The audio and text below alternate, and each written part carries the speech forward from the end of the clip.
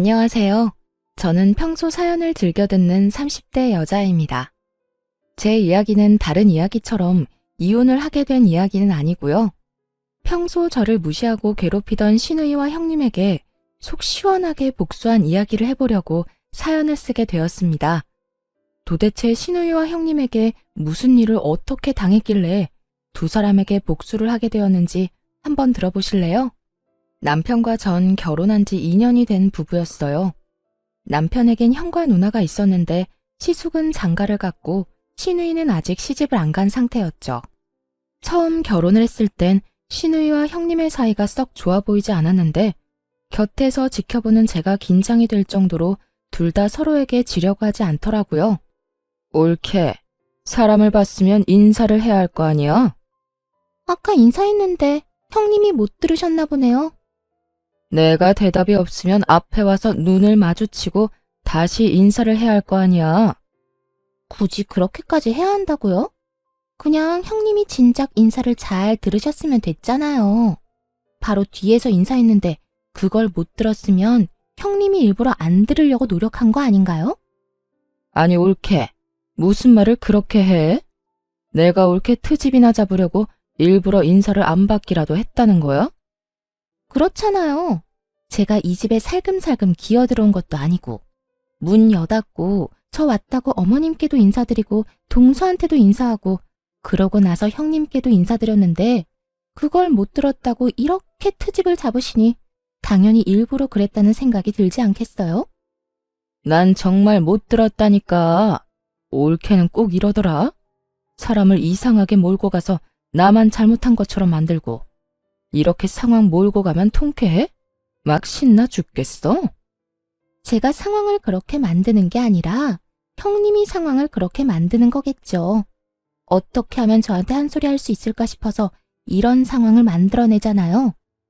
이렇듯 두 사람은 인사 문제로도 서로 못 잡아먹어서 안달이 난 사람처럼 굴었고 이 싸움의 끝은 항상 서로를 잡아먹을 듯 노려보며 끝이 나곤 했죠.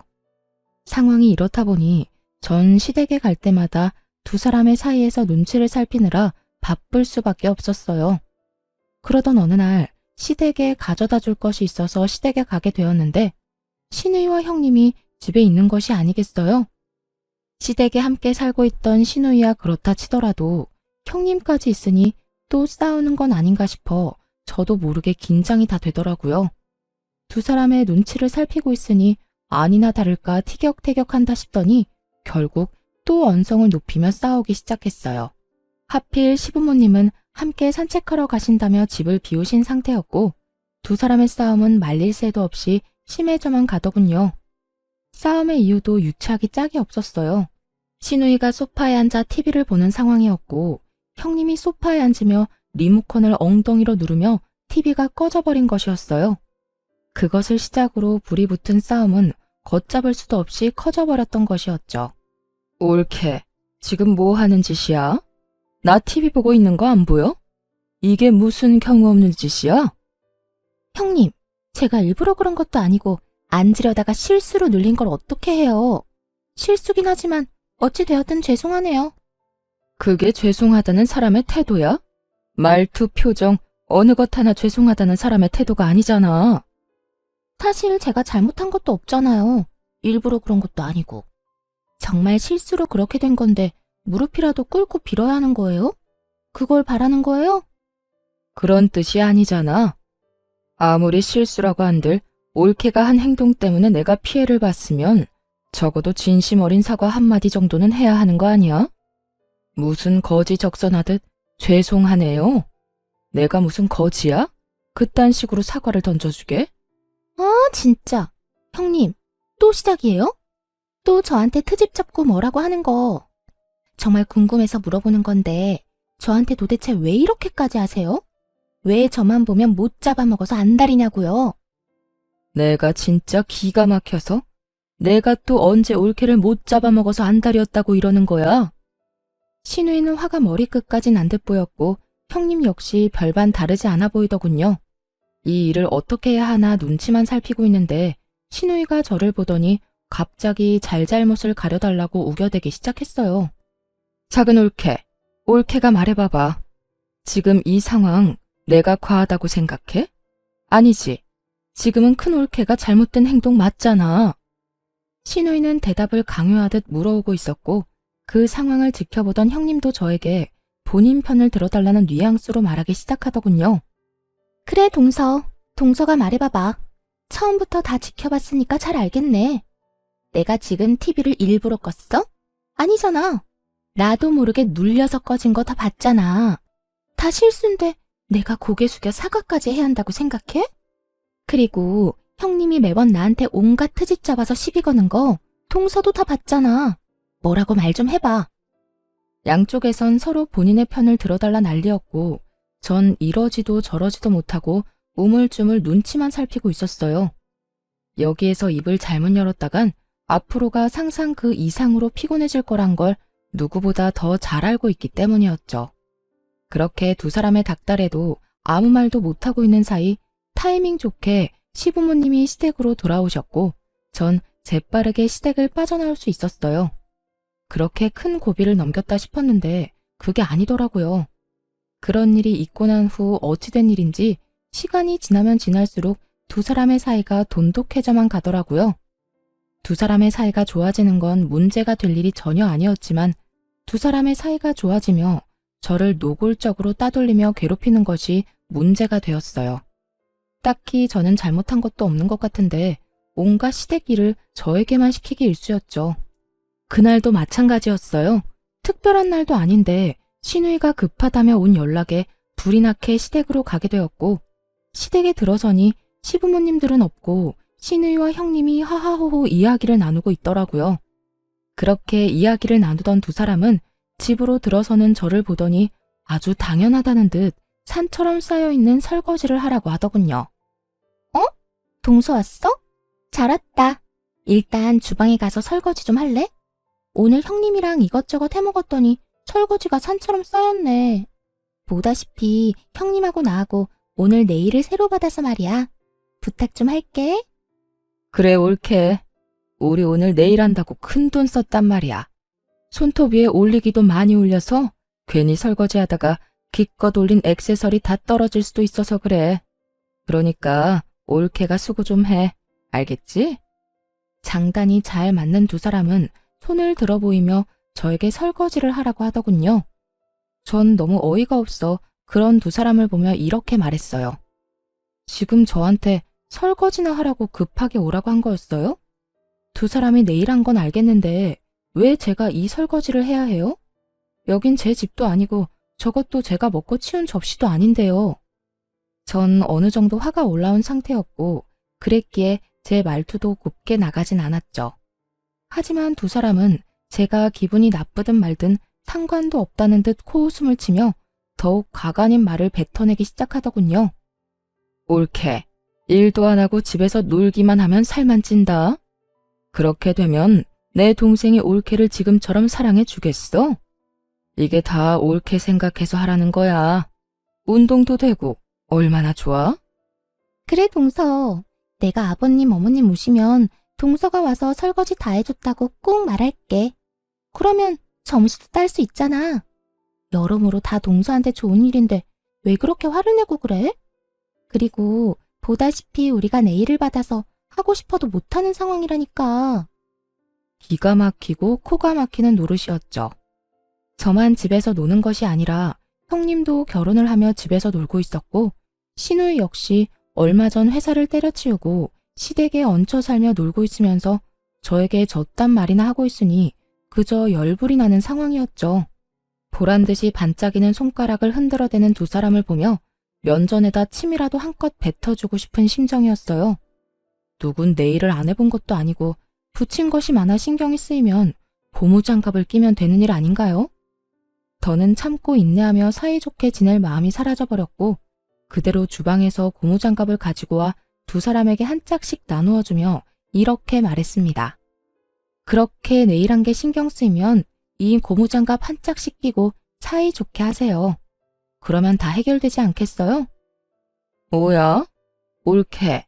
지금 손윗사람한테 이게 뭐 하는 짓이야? 우리가 엄연히 동서보다 집안 서열이 높은데 우리가 하라고 하면 해야 할 것 아니야? 두 형님들 잘 들으세요. 아무리 손아랫 사람이라도 이런 식으로 부려먹는 경우는 없어요. 저는요, 이딴 일은 할 생각 없으니까 알아서 하고 다음부턴 이런 일로 사람 오라가라 하지도 마세요. 전 노발대발하는 두 사람을 뒤로 한 채 집으로 와버렸고 이 일이 시발점이 되어 두 사람은 저를 더 악랄하게 괴롭히기 시작하더군요. 한 번은 이런 일도 있었어요. 당시 전 자전거를 타고 다녔는데 시댁에 끌고 갔던 제 자전거 바퀴에 시누이와 형님이 구멍을 내다 들키는 일도 있었어요. 그걸 발견한 저는 남편을 불러다 모든 사실을 말하며 화를 냈고 남편은 그 자리에서 시누이와 형님께 화를 내는 일도 있었죠. 누나, 이게 다 무슨 짓이야? 이게 얼마나 위험한 짓인 줄 몰라서 그래?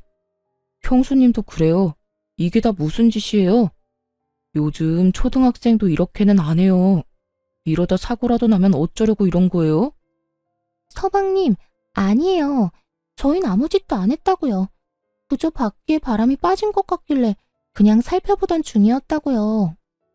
그래, 우리 억울해. 우리가 미쳤다고 그런 짓을 하겠어? 큰올케 말대로 우린 그저 바퀴에 바람이 빠진 것 같아서 살펴보고 있었던 것뿐이라고. 두 사람은 제가 봤는데도 불구하고 절대 아니라며 발뺌하기 바빴고 제가 본 것을 증명할 일이 없었기에 남편은 다시 이런 짓을 한다면 가만두지 않겠다며 확실하게 못 받고 이 일을 넘겨버렸죠. 진짜 이번엔 그냥 넘어가는데 다시 한번 이러면 나 가만히 안 있어. 누나고 형수님이고 가만두지 않을 거라고. 그러니까 앞으로는 우리 집사람 괴롭히지 마. 저 역시 화는 났지만 그 짧은 순간에 송곳은 어디로 치워버렸는지 보이지도 않아 그냥 넘기게 되었습니다. 그 뒤로도 두 사람은 저를 못 잡아먹어서 안달이었고 여러 일들이 일어나는 가운데 그 두 사람이 결정적으로 가까워진 이유를 알게 되었어요. 그 이유는 앞전에 두 사람이 심하게 싸운 날 제가 누구의 편도 들지 않고 그 자리를 빠져나간 것을 얄밉게 생각한 형님이 노처녀 시누이에게 남자를 소개시켜주며 시누이와 가까워졌던 것이었어요. 그렇게 가까워진 두 사람은 제 욕을 하며 사이가 더욱 돈독해진 것이었죠. 거기에다 시누이에게 형님 친정 부모님의 회사에 낙하산으로 취직 자리까지 알아봐준다고 하는 바람에 시누이는 그저 형님 바라기가 되었던 상황이 돼버린 것이었어요. 당시 저희 부모님도 사업을 하고 있었던 터라 가만히 있던 저와 더 비교가 돼버리며 그 괴롭힘은 정말 더욱 치사해지더군요. 그러던 어느 날 시누이가 결국 형님의 친정회사에 입사를 하게 되었다는 소식과 함께 형님 역시 그 회사에 일을 하게 되었다는 소식을 듣게 되었어요. 그 후 두 사람은 돈 버는 유세를 다른 사람도 아닌 저에게 부리기 시작하더군요. 올케, 올케는 나이도 젊은데 언제까지 집에서 쉴 거야? 올케도 친정에 부탁 좀 해서 일이라도 해. 올케 친정 회사는 정은이네처럼 크게 운영하는 건 아닌가 봐. 정은이네 회사는 직원이 20명 가까이 되는 것 같던데. 에이, 형님. 저희 아빠 회사도 큰 편 아니에요. 직원 수도 많지도 않고요. 그저 회사가 튼튼해서 망할 리 없다는 게 장점이죠. 자고 일어나면 줄줄이 망하는 요즘 같은 때 그 정도면 대단한 거지. 그렇지 않아, 올케? 아, 네? 네, 그렇네요. 20명이면 대단한 거죠. 두 분 다 일하시느라 피곤하시겠어요. 이런 일은 처음이라 좀 힘들긴 한데 정은이가 워낙 날 편하게 해줘. 아, 올케는 모르겠구나. 정은이가 우리 부서 팀장으로 들어왔거든. 그 덕에 나는 편하게 회사 생활하지. 아, 정은아, 그러지 말고 네 손아래 동서도 일자리 좀 알아봐줘. 회사에 청소할 사람은 안 필요해? 신우이의 말을 듣고 있는데 정말 치가 다 떨리더라고요. 청소부라는 일을 무시하는 것이 아니라 신우이가 말하는 투가 딱 저를 한껏 무시하는 것이 느껴져 정말 참을 수가 없었어요. 그리고 시시덕거리며 말하던 신우이에게 형님의 대답은 더욱더 가관이었죠. 딱히 필요 없긴 한데 동서가 워낙 청소를 잘하니까 없는 자리라도 만들어 볼까 봐요. 저런 인재가 또 없을 텐데 제가 힘 좀 써서 입사시켜야 하지 않을까요? 역시 우리 큰 올케는 능력도 좋은데 마음도 넓다니까. 작은 올케는 큰 올케 때문에 아무 능력도 없는데 취업까지 하게 생겼네. 고맙게 여겨. 아무리 가족이라도 막 취업시켜주고 이런 거 힘든 거 알지? 이렇게 두 사람은 저를 대놓고 비웃으며 비아냥거리고 있었고 전 머리끝까지 화가 치솟아 오르며 결심하게 되었어요. 그 잘난 부모 능력으로 두 사람을 좀 눌러주기로 말이죠. 제가 웬만하면 돈, 부모 재력으로 남을 깔보거나 그런 걸로 남을 누르는 짓은 하고 싶지 않았는데 두 사람 하는 꼴을 보니 도무지 안 될 것 같아 큰 결심을 하게 된 것이었죠. 며칠 뒤 전 형님의 회사로 향했습니다. 제가 회사에 나타나니 형님과 신우이가 저를 보며 또 비아냥거리기 시작하더군요. 동서? 여기까지 웬일이야? 혹시 정말 청소라도 하러 온 거야? 그러게, 혹시 오늘도 자전거를 타고 여기까지 온 거 아니지? 전 그런 두 사람에게 제가 처녀 때 타고 다니던 외제차 차키를 흔들어주며 이렇게 말했어요. 아니요, 오늘은 이 차 끌고 왔네요. 그 차키, 그거 1억 넘는 차 아니야? 동서, 그 차키는 어디에서 난 거야? 친구 거라도 빌렸어? 형님, 동서 보세요. 여기 오느라 외제차까지 빌렸나 봐요. 이게 무슨 일이야? 뭐야? 정말 차 빌려서 타고 온 거야? 꼴에 외제차 탈 거라고 옷도 챙겨 입고 온 거 좀 봐. 두 사람은 저를 향해 계속해서 비웃음을 보내고 있었고 전 두 사람이 그러거나 말거나 그저 지켜보며 누군가를 기다리고 있었죠. 그 순간 형님의 친정아빠이자 회사의 사장이 저에게 불이 나게 다가와 인사를 건네더라고요. 안녕하세요. 사장님과 많이 닮으셨네요. 한눈에 알아봤어요. 네, 안녕하세요, 사장님. 급하게 잡은 약속인데 이렇게 시간 내주셔서 감사합니다. 감사는 무슨, 저희가 더 감사하죠. 이렇게 기회를 주신다는데. 이렇듯 정답게 인사를 나누는 와중에 신우와 형님은 이게 무슨 일인가 싶어 눈을 동그랗게 뜨고 저를 바라보더라고요. 평소 저를 그렇게나 무시했는데 회사 사장님과 이렇게 대화를 나누니 적잖게 놀란 눈치였죠. 전 그런 두 사람에게 모든 사실을 알려주기로 했어요. 아, 내가 말 안 했어요? 이번에 회사에 큰 계약할 수도 있다고 했던 회사가 저희 아빠 회사예요. 아빠가 여러 회사 고민하시다가 여기가 형님 친정 회사라고 덜컥 거래하시겠다고 하시길래 제가 그건 아니라고 이런 큰일일수록 확실하게 알아봐야 한다고 했더니 글쎄 저보고 한번 다녀오라고 하더라고요. 그게 정말이야? 동서 이때껏 아무 말도 안 했었잖아. 작은 회사라고 했었잖아. 그러게. 옳게. 왜 친정 말 안 했어? 그렇게 잘 나가는 회사라는 건 말 안 했잖아. 제가 굳이 말을 해야 하나요? 그리고 저는 저희 아빠 회사를 정말 큰 회사라고 생각해 본 적이 없었어요. 그래서 굳이 말할 필요도 없다고 생각했고요. 이제 아시겠죠? 전 여기에 자전거 타고 청소하러 온 게 아니라 거래 전 마지막 점검차 나온 거예요.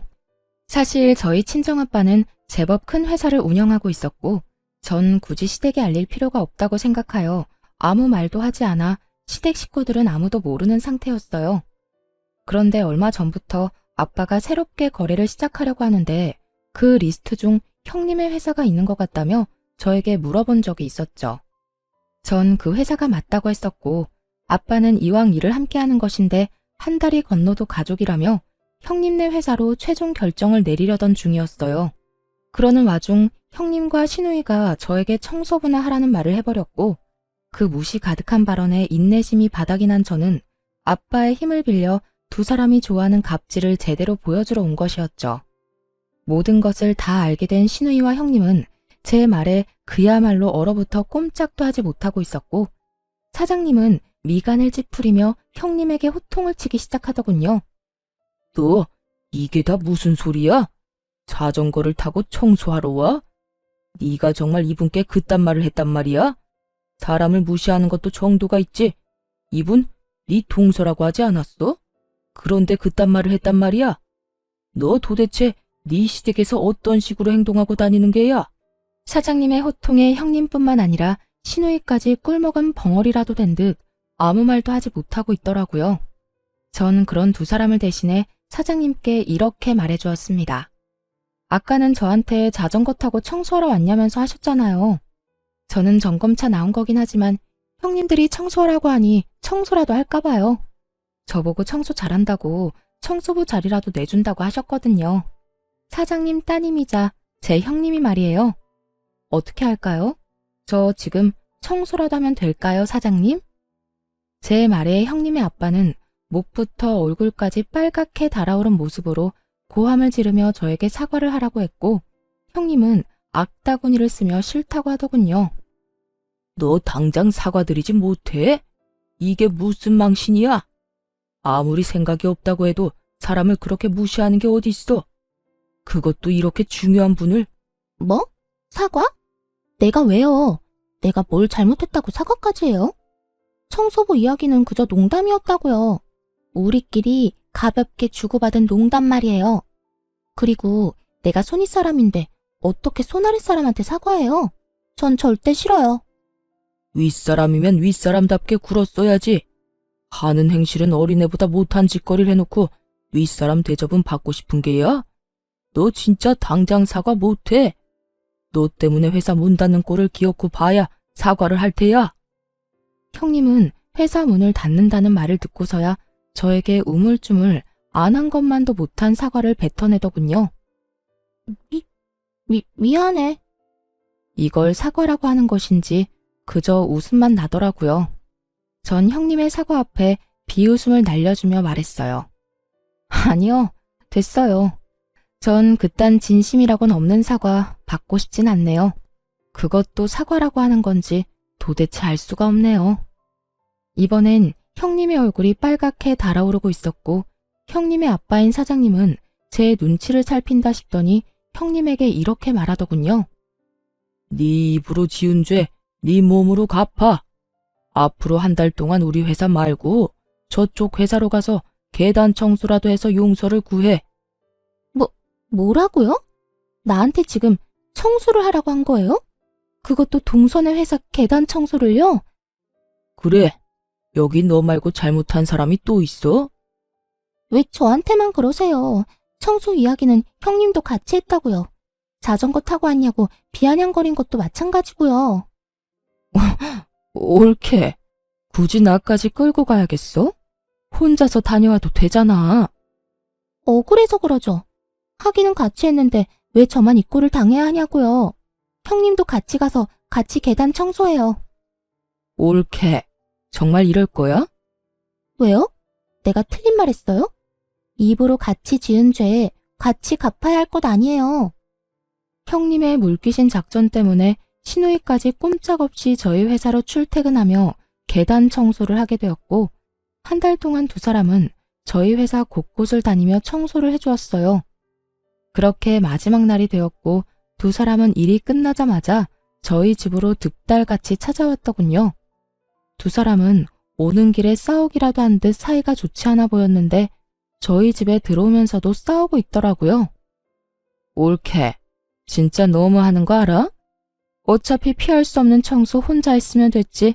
꼭 거기에서 나까지 끌어들여야 했어. 이게 뭐야? 온몸에 땀 냄새에 손에 주부습진 오기 직전이라고. 내가 뭐 틀린 말 했어요? 형님도 동서 괴롭힌 거 맞잖아요. 난 그저 동서가 얄밉다고 한 것뿐인데 신나서 동서 괴롭히기 시작한 건 형님이잖아요. 그럴 땐 언제고 청소는 나 혼자 하라고요? 내가 왜요? 청소를 빠져야 할 사람은 형님이 아니라 저였다고요. 뭐? 너 진짜 말 다 했어? 그래, 말 다 했다. 어쩔 건데, 어쩔 거냐고.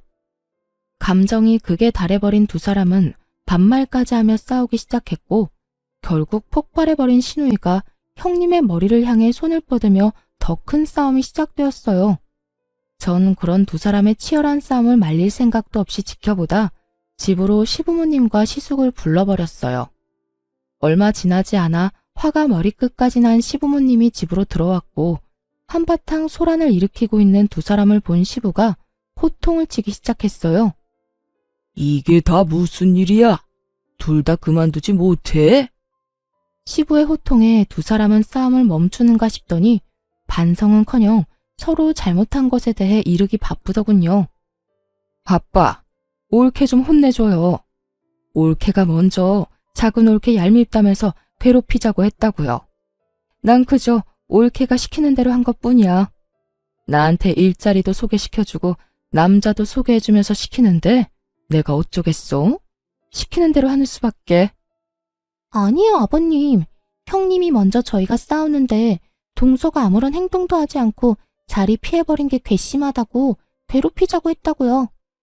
그리고 남자 소개해준 건 형님이 계속 외롭다고 해서 해준 거고, 일자리도 형님이 계속 마땅한 일자리가 없다고 해서 저희 아빠 회사에 취업시켜준 거라고요. 내가 언제 그랬어? 올케가 먼저 일자리하고 남자 이야기 꺼내면서 내 기분 맞춰주면서 작은 올케 너무 얄밉지 않냐고 말 꺼냈잖아. 난 거기에 장단 맞춰준 것뿐이고. 장단만 맞춘 사람이 송곳까지 챙겨서 동서 자전거 바퀴에 구멍을 뚫어요? 그 장단 2번 맞췄다간 아주 큰일 나겠어요. 뭐야? 그건 올케가 자전거 타고 다니는 꼴도 얄밉다면서 자전거를 확 버려버리면 어떻겠냐고 하니까 그랬던 거지. 그리고 작은 올케한테 구멍 뚫다가 들키니까 송곳 버린 사람이 누군데? 내 손에서 재빠르게 송곳 뺏어서 차 밑으로 던진 사람은 올케였잖아. 그게 다 형님이 동서는 가진 것도 없으면서 잘난 척한다고 얄밉다고 해서 시작된 일이잖아요. 올케야말로 쥐뿔도 없는 작은 올케 괴롭혀주고 싶다고 했잖아. 못 사는 집에서 자란 주제에 콧대만 높다고 해놓고. 두 사람은 서로의 잘못을 이르는 것에 정신이 팔려 자신들이 한 짓을 스스로 고하고 있었고, 때마침 도착한 시숙이 심각한 얼굴로 이 모든 것을 듣고 있었죠. 시숙과 시부모님의 낯빛은 실시간으로 어두워지고 있었고, 이러한 사실을 전혀 알지 못하는 두 사람은 마주보고 서로 얼굴에 침 뱉기를 이어가고 있더군요. 차마 눈 뜨고는 보기 힘들 광경에 시부는 다시 호통을 치기 시작했어요. 그만하지 못해? 얼마나 더 못난 꼴을 보일 작정이야? 너희 잘못은 너희가 다 말해서 잘 알겠고, 말하는 꼴을 보니 스스로도 잘 알고 있는 것 같구나. 그만큼 잘못을 했으면서도 여기 와서 이딴 꼴이나 보이고 있으니. 아빠, 그게 아니라요. 전 진짜 잘못이 없다고요. 아버님, 저도 잘못한 거 없어요. 이게 다 형님 때문이라고요. 둘 다 그 입 다물지 못해? 조용하고 당장 무릎 꿇고 빌어. 얼른! 시부는 결국 두 사람에게 무릎을 꿇고 빌라고 했고, 두 사람은 여전히 반성이란 모르는 사람처럼 왜 그렇게까지 해야 하냐고 따지고 들더군요. 싫어요. 내가 왜 무릎까지 꿇어요? 내가 뭘 잘못했다고. 그래요, 아버님. 저희 반성의 의미로 오늘까지 동선의 회사에 청소까지 해주고 왔다고요. 그런데 무릎까지 꿇으라고요? 싫어요. 아직도 이유를 모른다 이 말인 거지? 그래, 좋다. 큰 며느리는 네 남편이 알아서 할 테니 나는 더는 입댈 것도 없을 것 같고, 너는 오늘부터 집에서 나가거라. 난 너같이 생각도 없고 반성도 할 줄 모르는 딸은 필요 없다. 시부는 반성이란 모르는 시누이에게 집에서 나가라고 선포해버렸고, 시누이는 이런 시부의 말을 받아들일 수 없다는 듯 시부에게 대들기 시작했어요. 내가 왜 나가야 하는데요? 아빠는 왜 맨날 내 편을 안 들고 작은 올케 편만 들어요? 내가 다 아니라고 하잖아. 다 큰 올케가 시켜서 그런 거라고 하잖아. 그렇다고 한들 네 잘못이 아닌 게 돼? 누가 시키든 그런 행동은 안 했어야지. 남의 자전거에 송곳으로 구멍 뚫는 것도 모자라 말로 상처 주기까지 했다고? 얄미워서 괴롭혔다고? 그게 윗사람으로서 할 짓이야? 넌 아무리 봐도 반성이란 모르는 것 같으니 네 잘못을 뉘우치기 전까진 집에 오지도 마. 이제부터 너에 대한 지원도 다 끊을 게다. 시부는 화를 내며 집을 나가버렸고, 그 뒤를 따라 시모 역시 가버리더군요. 그렇게 가버리고 나니 시부모님 뒤에 서 있던 시숙이 모습이 드러났어요. 시숙의 잔뜩 화가 난 모습이 보이자 형님은 눈을 동그랗게 뜨고 그저 시숙을 바라보고만 있더라고요. 그런 형님의 모습에 치가 떨린다는 듯 시숙은 한숨을 크게 내쉬더니 이렇게 말했어요. 잘못한 것이 없어? 누나가 더 잘못했다고? 내가 듣기엔 두 사람 다 도토리 키재기 하는 것 같은데. 여보, 다 들었어? 어디서부터 들은 거야? 어디서부터 듣긴 두 사람이 서로 잘못한 거 없다고 딱 잡아뗄 때부터 다 들었지. 여보, 내 말 좀 들어봐. 난 그게 아니라 다 형님이 동서는 잘 살지도 못하면서 잘난 척하는 게 얄밉다고 나한테 계속 그래서 그냥 장단만 맞춰준 거야. 믿어줘. 당신이 한 말도 만만치 않던데. 뭐? 자전거 타고 다니길래 재수씨가 못 사는 집안인 줄 알았다고? 재수씨 결혼하기 전엔 외제차 떵떵거리면서 끌고 다녔던 사람이야. 그리고 설사 재수씨 집안 형편이 어렵다고 한들 그런 거 가지고 사람 무시하고 그러면 돼? 뭐? 회사 청소부로 취직시켜준다고 했다고? 당신 정말 이것밖에 안 되는 사람이었어? 사람을 무시해도 유분수지. 청소부가 어때서? 청소부 직업을 무시하는 거야? 난 지금 청소부라는 직업을 무시하는 게 아니라 당신이 청소를 시킨다며 재수씨한테 말하던 그 순간에 당신이 가진 마음가짐에 대해서 말하고 있는 거야. 당신 재수씨를 무시하려고 했던 말인 거 여기 모르는 사람 있어? 여보, 내 말 좀 들어보라니까. 난 그저 정말 농담처럼 한 말이었어. 동서가 청소는 잘하잖아. 그래서 농담처럼 장난으로 한 말이었지. 나도 동서가 그렇게 대단한 집 딸인 거 알았으면 그런 장난도 안 쳤을 거야. 그걸 말이라고 해? 집안 봐가면서 누구는 대접해주고 누구는 무시하고. 당신은 이날 이때껏 그렇게 살아온 거야? 내가 알던 당신은 도대체 누구였어? 적어도 내 앞에선 이런 사람은 아니었잖아. 시숙은 인정사정 볼 것 없이 형님을 몰아세우고 있었고 절벽 끝까지 몰린 형님은 태세를 바꿔 화를 내기 시작하더군요. 진짜 너무하는 거 아니야? 내가 뭘 그렇게까지 잘못했다고 이 꼴을 당해야 해?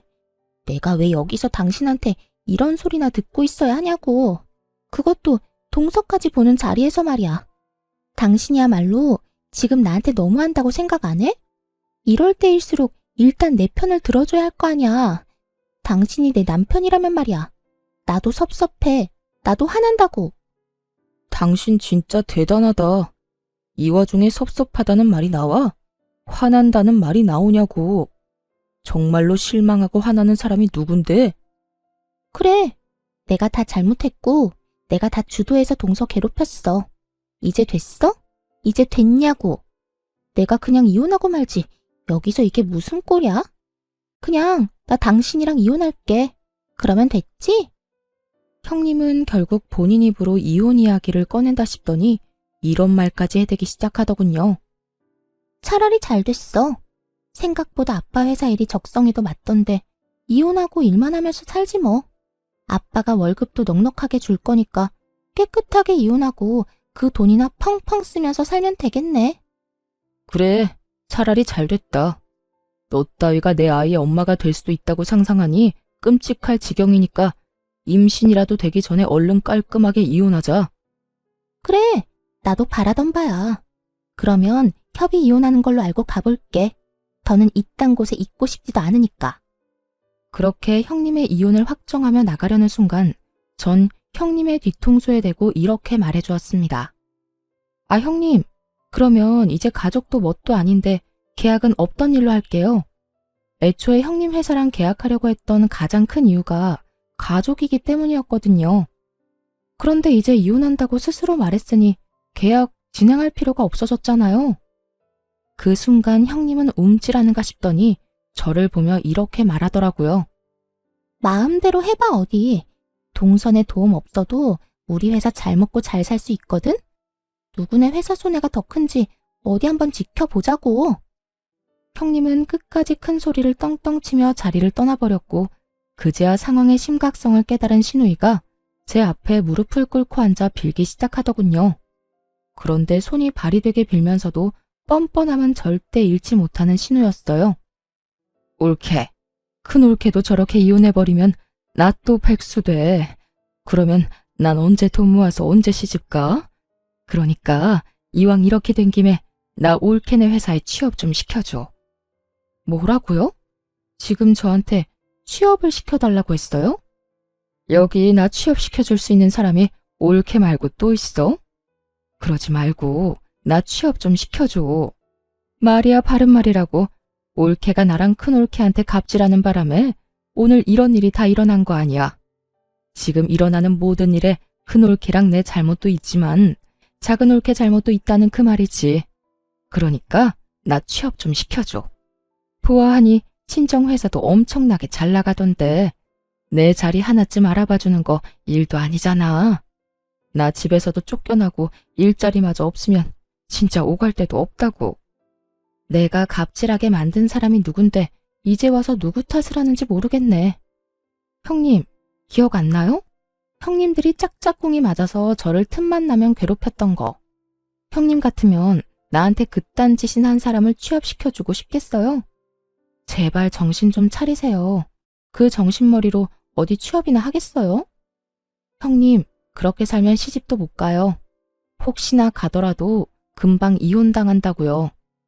전 정신이 나가버린 것 같은 신우이에게 그간 신우가 저에게 했던 행실들을 말해주며 단호하게 한 소리 해주었고 제 말에 기분이 상해버린 신우이는 자리에서 벌떡 일어나더니 사태질까지 해대며 화를 내기 시작하더군요.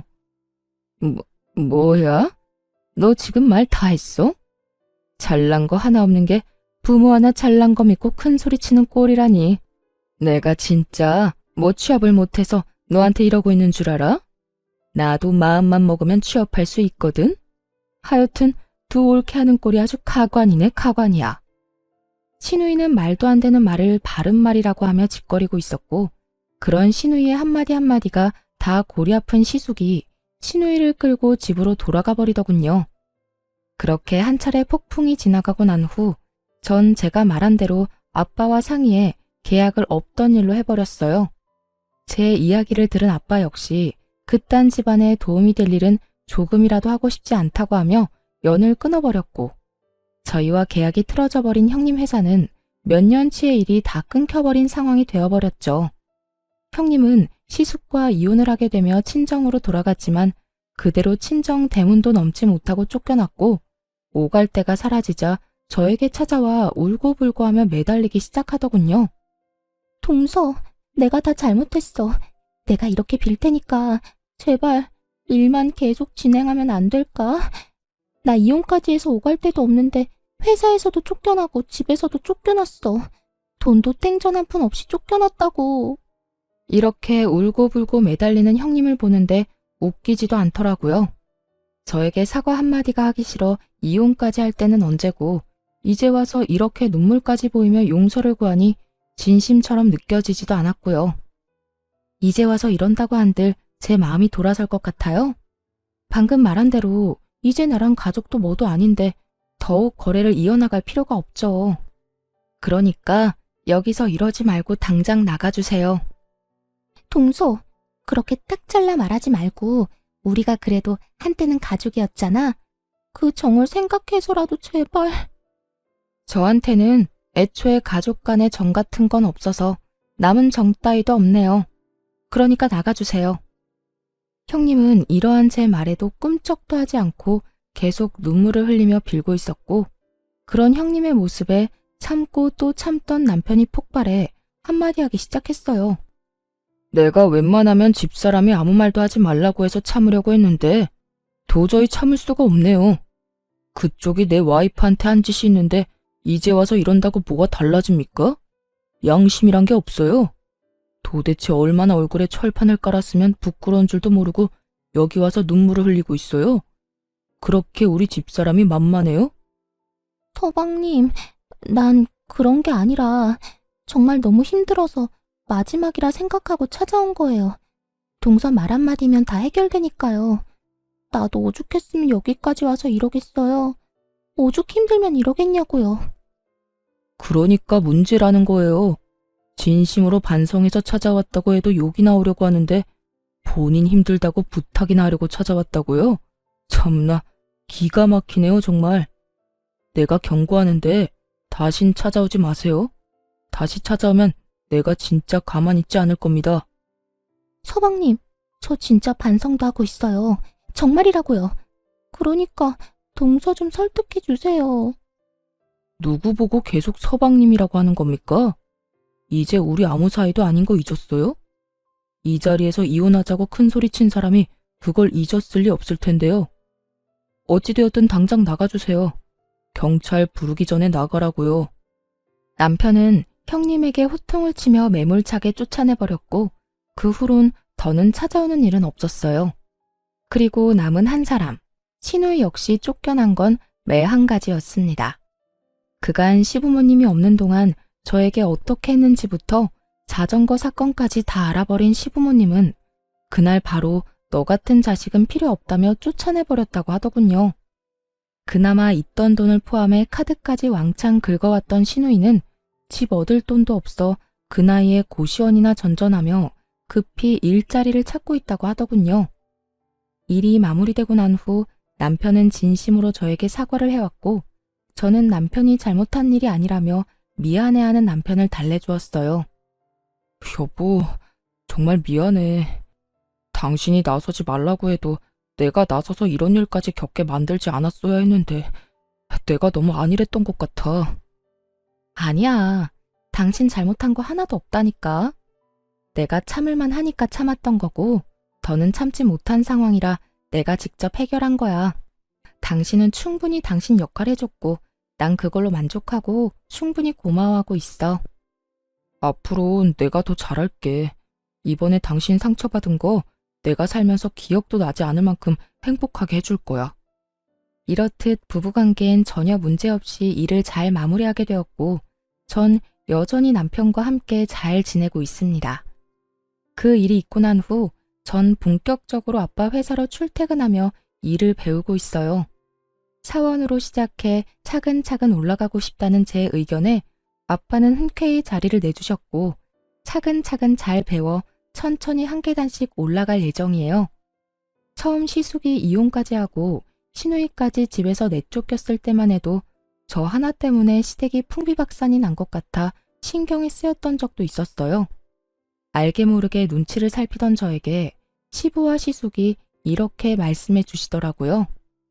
아가야, 네가 뭘 잘못했다고 그렇게까지 눈치를 봐? 이 녀석이 이혼한 거야.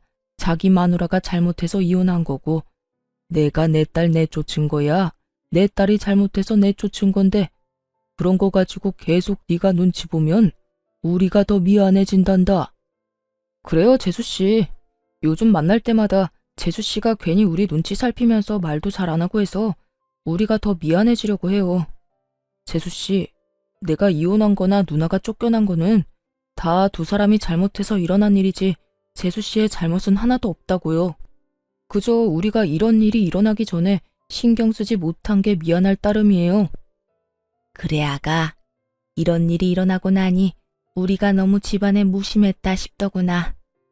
네 마음고생이 심했겠단 생각도 들고 말이야. 우리가 참 미안하구나. 우리가 앞으로는 더 많이 신경 쓸 테니 너도 그만 눈치 보고 예전처럼 편하게 웃으면서 잘 지내보자꾸나. 그렇게 말씀해 주셔서 감사합니다. 저도 앞으로 더 잘할게요. 이렇게 말씀해 주신 덕분에 전 한결 마음이 편안해진 상태로 지내고 있어요. 신우이는 가족이라 어쩔 수 없이 언젠가 다시 왕래하고 지내긴 하겠지만 여전히 가깝게 지낼 생각은 전혀 없는 상태예요. 사람 쉽게 바뀌지 않는다고 반성한다고 말을 하며 그런 척을 한다고 한들 절대 쉽게 변할 사람이 아니란 걸 잘 알고 있으니까요. 전 앞으로도 제 행복, 제 안위만을 위해 노력하며 살아가 보려고요. 물론 친정 부모님을 비롯해 시댁 부모님들께도 할 도리를 하면서요. 저의 사연은 이렇게 끝이 났네요. 제가 시댁일을 겪으며 깨달은 점이 있는데요. 한없이 참고 살라고 하던 예전과는 달리 요즘에 참고 살면 호구된다였어요. 아무리 시댁 식구라고 한들, 아무리 저보다 손윗 사람이라고 한들 아닌 건 아니라고 똑 부러지게 말할 수 있는 용기 있는 삶을 살아가 보자고요. 저와 비슷한 상황에 부딪힌 많은 기혼자분을 응원하며 저는 이만 물러가 볼게요. 긴 사연 함께 해주신 모든 분 감사합니다.